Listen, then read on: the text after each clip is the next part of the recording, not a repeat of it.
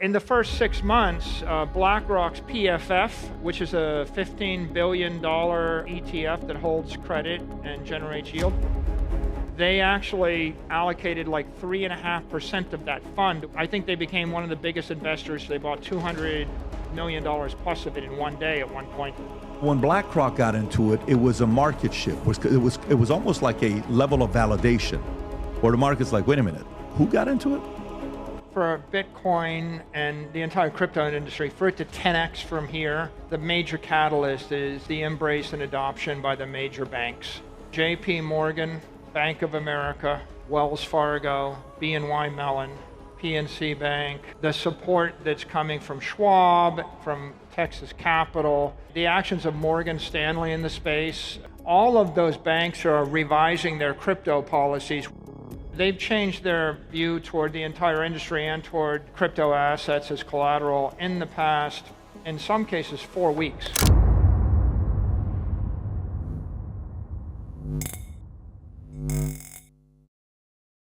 As Bitcoin's price makes its climb towards $93,000, investors are eager for crypto to explode in the first half of December. Bitcoin bull Michael Saylor weighs in as Bitcoin is poised to see a monumental rise, historically tracking the price on the heels of multiple all-time highs this year. Saylor believes Bitcoin is about to make history and says we'll witness one of the biggest price rises so far since the creation of the dominant cryptocurrency. Saylor says BlackRock is playing a much bigger role than people realize, with thousands of institutional investors across the United States now buying Bitcoin. The demand for the leading digital asset has increased exponentially, and Saylor says everything is about to change. I give them the benefit of a doubt. If you roll back to the crypto winter, the regulators shut down Silvergate and Signature Bank. Those were two good banks that were put out of business by the previous administration, and that traumatized the entire banking establishment, right? If you combine that with the guidance that came from the Fed and the regulators, I think they were all traumatized, and their view is like, hey, the bank's been around for 100 years. I'm not going to blow it up on my watch. And so they all took very conservative, extremely paranoid policies. And maybe the paranoia was injected into them by the administration. I think after November 5th, we knew there was going to be a new view toward digital assets, but I don't think people realized how constructive and positive it would be until you got 12 pro-crypto, 12 pro-Bitcoin cabinet members. And then Scott Bessent went out of his way as the Secretary of the Treasury to make sure that Treasury and the OCC and the FDIC and even the Federal Reserve provided very positive, constructive guidance to those banks that now it's safe. It's safe for them to start to custody. It's safe for them to start to issue credit, and it's safe for them to trade and handle this asset. And so if you look at it from a pragmatic point of view, these are the largest, most risk-averse organizations in the country. And from the point that it's safe to do something, to expect, I would think, it might take 4 years. I think that that's very auspicious, and I think you got to take your hat off and applaud the people that are running these trillion-dollar organizations that are able to start to lead their organizations to a better place. Now, having said it, they're not crypto native, they're not tech companies, they're going to move methodically, they've got a lot of people, a lot of moving parts, a lot of constituencies to please. So I think it'll be 4 years of progression before, maybe the 10% tech leaders have the kind of stack of services that they want. And the irony, though, is Vanguard was very explicitly anti-crypto, anti-Bitcoin. And Scott, who is my biggest shareholder? I do. Vanguard. Okay, so they, no force on earth can stop an idea whose time has come. And right now you have 750 million people in the crypto ecosystem. You have something that I think when I got into the space 5 years ago, it was a $200 billion to $250 billion industry. It was $2 trillion 12 months ago. It's $4.5 trillion right now. There's an avalanche of capital, an avalanche of people, armies of people, and their view is this is an idea whose time has come. And even Vanguard got big because they invented equity capital. The Vanguard 500, the idea that you just want to buy a chunk of equity without taking any counterparty risk. You buy a mixture of 500 companies. And that was their big thing, equity as capital. And now we've got digital capital. And of course, it's a new paradigm. They'll be a bit slow, but they can't help but invest it because money is indexed to invest in credit and is indexed to invest in equity. And once you've got 250 companies that are holding digital assets, and once you start having credit instruments backed by digital assets, the people that run those funds have to own those things. They can't not. So Bitcoin is a long duration asset. You want to hold it for 10 years, 120 months, and you're going to be on a 45 volatility roller coaster, and you're going to make a lot of money, and you got to believe in it. You get on the street and you ask 100 people, do you want that? Most of them don't want that. You retire, your father, your retirees, fixed income, they don't want that. So what do they want? Well, some people think, I want to have my cake and eat it too. Can I just have 75% of the upside, no downside, and just give me the rest as a fat dividend, like 8% dividend? And that's kind of interesting to people, and we created that. That's a convertible preferred stock called Strike, STRK. That was the first digital credit instrument we created. Like upside, a lot, 80% of the upside, 10% of the downside, and a fat dividend while you wait. And then the next thing we created was a 10% dividend forever. How do you pay a 10% dividend forever?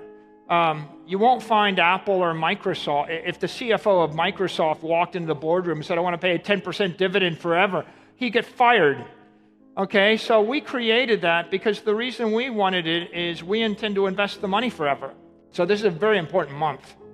Embracing an unyielding enthusiasm for the Bitcoin realm, Saylor confidently predicts that explosive growth is looming on the horizon, as BlackRock and many other crypto giants are doing just that. Lee and Saylor reassure that a long-expected surge awaits. By the end of 2025, there will be 1.1 billion active crypto wallets. The pace of growth is hard to comprehend, and it will be the fastest accumulation of wealth we have ever seen. This is the conclusion of a career's worth of research. And every single chart and piece of research leads to the same conclusion. Liquidity drives everything, and crypto will be the best performing asset of them all. We're going to take the $1 billion and we're going to buy $1 billion of Bitcoin. And my forecast is Bitcoin goes up 30% for the next 20 years. It goes up 20% forever after that. So our long-term forecast is we know we're going to do double, maybe triple that, and we want the money forever. So if you have the best use of proceeds or the best collateral, then you can offer the highest yield. When SOFR falls 100 basis points, all your money markets immediately get repriced down 100 basis points. All the corporate bonds will be repriced down 100 basis points. Mortgage-backed securities, all of the conventional credit instruments of the 20th century, corporate credit, real estate credit, sovereign credit, it will all be repriced down. We will actually just enjoy the spread, and our message will be, look, now we're even 100 points better than we were, because at the end of the day, again, doomsday for us is, Bitcoin goes up 20% a year instead of 30% a year, or 40. So I think the big idea is conventional credit is crippled by design. Like, why would a company pay you more than the bare minimum? They don't want to. But also, conventional credit is built on crumbling, depreciating assets. Like the credit is backed by hardware that depreciates. It's backed by a house that depreciates. It's backed by an iPhone 17, which will be obsolete by the iPhone 19. It's backed by a company that's, got a depreciating interest, or it's backed by currencies that are, being debased. So I think that digital capital rewrites the playbook for credit, and digital credit I've never really looked at this as a competitive game where the companies in the crypto market are competing with each other. My view is we are competing with 20th century credit instruments and 20th century equities and 20th century financial entities, right? And so if you come up with a better way to how many people in the world want to get paid 10 or 12% after tax on their capital? Well, like everybody. So who's losing? And the loser is going to be whoever's selling the junk, crippled credit instrument that's backed by a weak company. They'll have to pay a higher rate or they won't get the capital. But the winner will be the investor, and the winner will be the nation state. The winner will be the companies that bring these new products to the market. So I think in DeFi and digital finance, the idea is, hey, let's just do everything a million times faster. Let the computers, trade it a million times a second on the weekend, and let 400 million companies raise capital over the weekend by selling a token instead of taking 4 years and $40 million of lawyers. That's the idea. Smarter, faster, stronger. And in the capital markets and the credit markets, the same idea. It's like make the capital work smarter, make it faster, make it stronger, right? And the loser is going to be the 20th century. And the 20th century deserves to lose. And in terms of the risk you're taking, well, it's kind of simple. It's backed by Bitcoin. So if you think Bitcoin's going to zero tomorrow forever, then your collateral's bad, so you don't want to buy it. It's like buying New York real estate if you think New York's going to sink under the ocean next week. If you believe that Bitcoin is a solid capital asset, then that's the first thing. And then the second thing is you have to trust the issuer, which is we're a $100 billion company in business, public since 1998. So we're lucky to be reasonably well known and credit worthy, and we've got $75 billion of capital.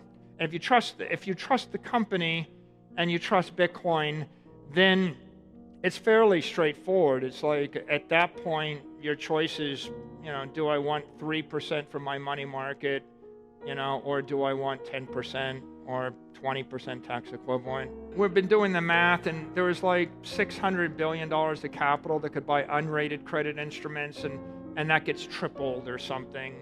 Just by this one rating. So we'll tap into a pool of $1 trillion of additional capital.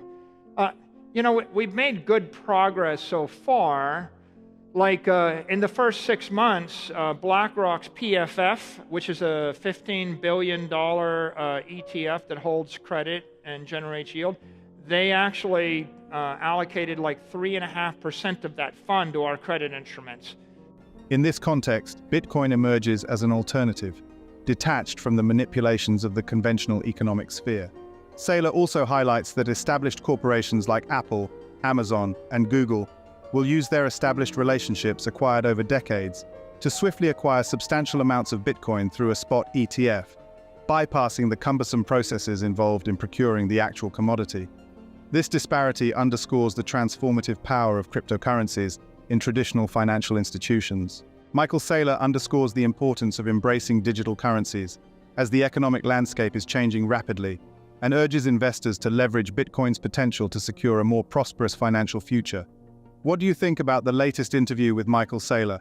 And how do you think Bitcoin's trajectory in the coming months will impact the crypto market and the world of investing? Comment down below. Thanks so much for watching. Don't forget to hit the like button and subscribe for more content just like this.